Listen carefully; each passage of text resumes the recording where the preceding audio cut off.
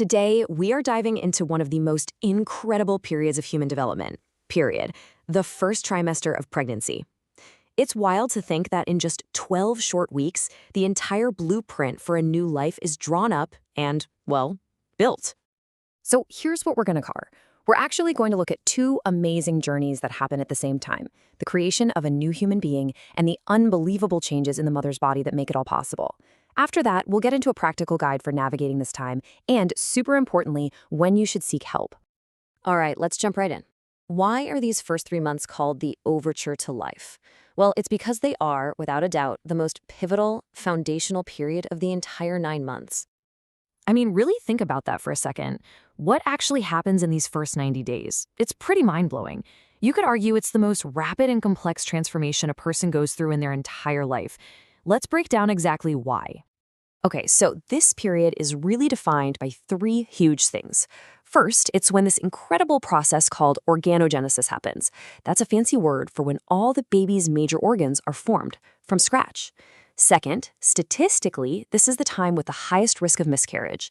And third, it's when the mother's body goes through the most intense hormonal and physical shifts of the entire pregnancy. It's a massive deal. So let's start with that first journey, the absolutely breathtaking development from a single fertilized cell into a tiny fetus.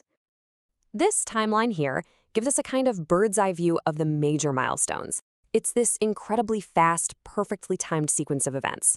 So let's zoom in and take a closer look at this amazing construction project. You know, in just the first 4 weeks, the groundwork for an entire person is laid. It's just unbelievable. After the fertilized egg, which is called a blastocyst, implants in the uterus, it forms 3 essential layers. Think of these as the primary building materials.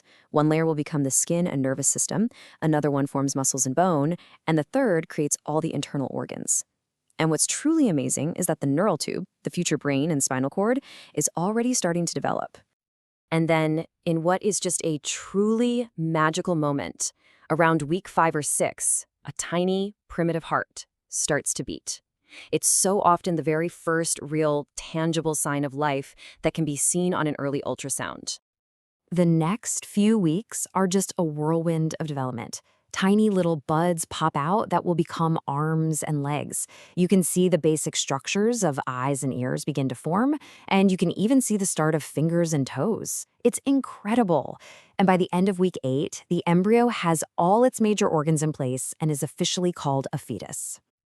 The last few weeks of the trimester are all about growth and fine-tuning. The skeleton starts to harden, tiny fingernails appear, and the kidneys actually kick into action and start producing urine. The fetus grows really fast, and its heartbeat is now strong enough that you can hear it with a handheld Doppler at your doctor's office. Okay, so while that incredible construction project is happening, there's an equally remarkable transformation going on in the mother's body. It's basically a complete remodel, creating the ultimate life support system for the growing baby. This whole remodel is orchestrated by 4 key hormonal power players. You've got HCG. That's the one that shows up on a pregnancy test, and its main job is to keep the pregnancy going. Then there's progesterone and estrogen, which manage the uterine environment, and relaxin, just like its name suggests, helps the body's ligaments and joints get ready for all the expansion that's about to happen. And here is a fantastic illustration of those hormones in action. The uterus, which starts out roughly the size of a pear, expands to the size of a grapefruit in just 12 weeks. Wow, that is some serious growth. Now, this slide is really fascinating because it connects those often less than pleasant early pregnancy symptoms directly to their biological purpose. So that morning sickness, it's largely driven by that HCG hormone that's keeping the pregnancy going. And that crushing fatigue you might feel, that's the progesterone, which is relaxing your body to make room for the baby. See, it's not random. It's your body doing exactly what it's supposed to be doing. But the changes don't stop there, not even close. Your blood volume increases dramatically to support the placenta, which can make you feel a little breathless. That growing uterus starts putting pressure on your bladder, and hormones can even cause changes in your skin.